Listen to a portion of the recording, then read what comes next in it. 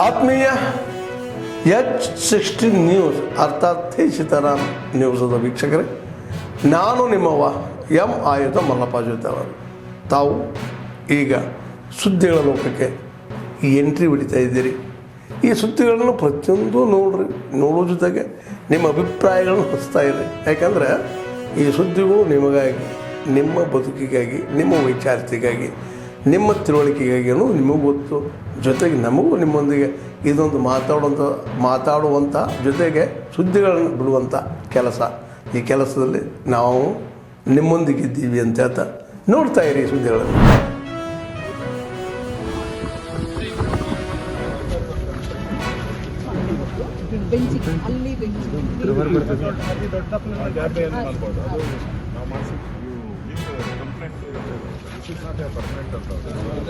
Bill ತಗೊಂಡು ಹೋಗ್ಬಿಡಕ್ಕೆ ready ಅವ್ರೆ. ತುಂಬ ಲೋಗ್ ಆಗಿದೆ ಸರ್.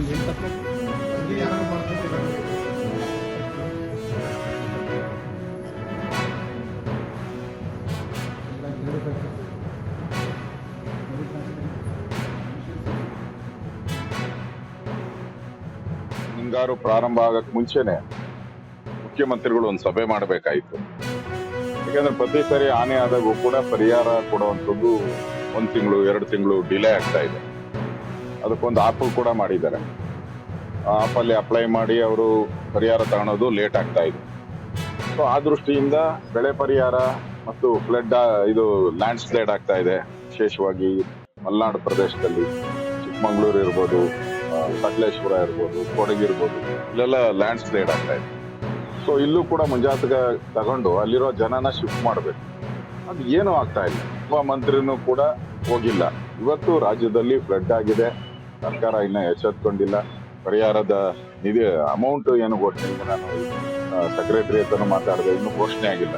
ಪರಿಹಾರ ಎಷ್ಟು ಕೊಡಬೇಕು, ಮನೆ ಬಿದ್ದರೆ ಎಷ್ಟು, ಏನು ಪರಿಹಾರ ಆದ ಗೈಡ್ಲೈನ್ಸೇ ಇಲ್ಲ.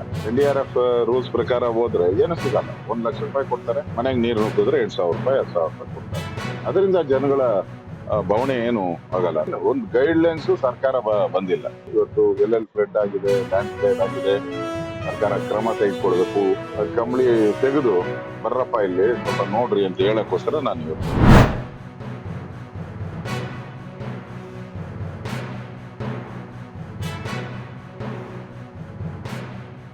ಪಕ್ಕದ ತೆಲಂಗಾಣ ರಾಜ್ಯ, ಅಲ್ಲೂ ಕೂಡ ಕಾಂಗ್ರೆಸ್ ಸರ್ಕಾರ ಇದೆ. ಆ ರಾಜ್ಯಗಳ ಮುಖ್ಯಮಂತ್ರಿಗಳು ಸಹ ನೀತಿ ಆಯೋಗದ ಸಭೆಯಲ್ಲಿ ಭಾಗವಹಿಸಿ ತಮ್ಮ ಅಭಿಪ್ರಾಯಗಳನ್ನ, ಆ ರಾಜ್ಯಗಳ ಒಂದು ದೂರದೃಷ್ಟಿತ್ವವನ್ನ, ವಿಚಾರಗಳನ್ನ ತಿಳಿಸ್ತಕ್ಕಂತ ಒಂದು ಪ್ರಯತ್ನ ಮಾಡಿದ್ದಾರೆ. ಅದೇ ದುರಾದೃಷ್ಟ ಅಂತ ಹೇಳಿದ್ರೆ ನಮ್ಮ ರಾಜ್ಯದ ಮುಖ್ಯಮಂತ್ರಿಗಳು ಸಿದ್ದರಾಮಯ್ಯನವರು ಆ ಒಂದು ನೀತಿ ಆಯೋಗದ ಸಭೆಯನ್ನ ಬಹಿಷ್ಕರಿಸಿದ್ರು ಅಥವಾ ಹೋಗಕ್ ಸಾಧ್ಯ ಆಗಿಲ್ವೋ ಅಂತ ನನಗೆ ಗೊತ್ತಿಲ್ಲ. ಆದ್ರೆ ಒಂದಂತೂ ಸ್ಪಷ್ಟ, ರಾಜ್ಯದ ಮುಖ್ಯಮಂತ್ರಿಗಳು ಆ ನೀತಿ ಆಯೋಗದ ಸಭೆಗೆ ಹೋಗ್ತೇನೆ ರಾಜ್ಯಕ್ಕೆ ಒಂದು ಅಪಚಾರವನ್ನು ಎಸಗಿದ್ದಾರೆ. ರಾಜ್ಯಕ್ಕೆ ಒಂದು ದ್ರೋಹ ಬಗೆತಕ್ಕಂತ ಕೆಲಸ ಸಿದ್ದರಾಮಯ್ಯನವರು ಮಾಡಿದ್ದಾರೆ. ನೇರವಾಗಿ ಮಾತನ್ನ ಹೇಳ್ತೇನೆ, ಸಿದ್ದರಾಮಯ್ಯನವರು ಈ ರಾಜ್ಯದ ಮುಖ್ಯಮಂತ್ರಿಗಳು ಅಥವಾ ಕಾಂಗ್ರೆಸ್ ಪಕ್ಷದ ಮುಖ್ಯಮಂತ್ರಿಗಳು ಅಂತೇಳಿ ರಾಜ್ಯದ ಜನತೆಗೆ ಸ್ಪಷ್ಟಪಡಿಸಬೇಕಾಗಿದೆ.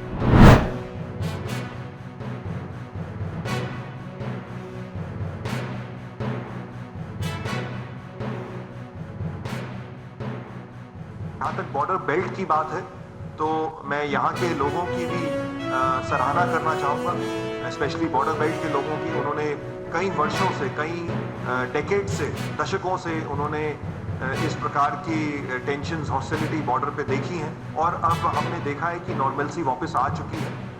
सीमा सुरक्षा बल के द्वारा गाँव में विजिट्स किए जा रहे हैं, लोगों के साथ मीटिंग्स की जा रही हैं, सिविक एक्शन प्रोग्राम्स ऑर्गेनाइज किए जा रहे हैं, मेडिकल कैंप्स लगाए जा रहे हैं और लोगों तक ये संदेश पहुंचाया जा रहा है कि हमें वापस आना होगा और सीमा के पास अब रहने में किसी प्रकार का कोई खतरा नहीं है.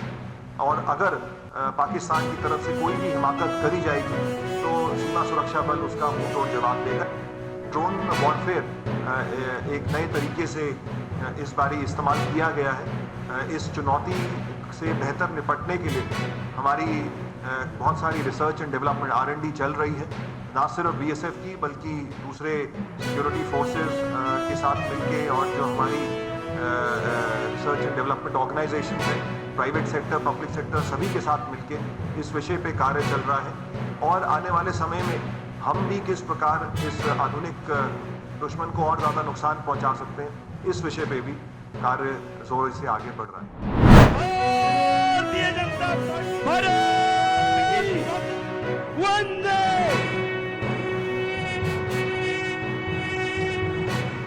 शंखाच्या नादाबरोबर टाळ्यांचा निनाद सुद्धा दीनदयाल उपाध्याय, डॉक्टर बाबासाहेब आंबेडकर, मगर अब तक है बाकी नामो निशान हमारा विचलित न होता या ठिकाणी अगदी निर्धारपूर्वक सगळे जण इथे आलेले आहात. एकदा मान्यवरांचा आपण शेकडो दहशतवादी आणि त्यांचे तळ पायाभरणी केली याचा हा संकेतीसाठी हे तयार ही मंचावरील मान्यवरांनी वरती उभं राहायचंय. ಆತ್ಮೀಯರೇ, ಎಲ್ಲ ಸುದ್ದಿಗಳನ್ನು ನೋಡಿದ್ರಲ್ಲ, ಏನು ಅನಿಸ್ತು ನಿಮಗೆ? ಇದರಲ್ಲೇ ನಿಮ್ಗೆ ಲೈಕ್ ಆಗಿರ್ಬೋದು, ಡಿಸ್ಲೈಕು ಆಗಿರ್ಬೋದು, ಕಾಮೆಂಟ್ ಬೇಡಪ್ಪ ಅಂತೂ ಅನಿಸಿರ್ಬೋದು, ಕಾಮೆಂಟ್ ಮಾಡಬೇಕಪ್ಪ ಅನಿಸಿರ್ಬೋದು, ಶೇರ್ ಮಾಡಬಾರ್ದಪ್ಪ ಅನಿಸಿರ್ಬೋದು, ಅದು ಮಾಡಬೇಕು ಅನಿಸಿರ್ಬೋದು. ಏನಾದರೂ ಆಗಲಿ ಶೇರ್ ಮಾಡ್ತಾಯಿರಿ, ಈ ನ್ಯೂಸ್ಗಳನ್ನ ಹಂಚ್ತಾ ಇರಿ, ಜೊತೆಗೆ ಇದಕ್ಕೆ ಸಬ್ಸ್ಕ್ರೈಬ್ ಆಗ್ತಾಯಿರಿ ಅಂತ ಹೇಳ್ತಾ H16 ನ್ಯೂಸ್ ಅರ್ಥಾತ್ ಹೇ ಸೀತಾರಾಮ್, ಇದು ಸತ್ಯದ ಕೈಗೆ ನಡಿ. ವಂದನೆಗಳು.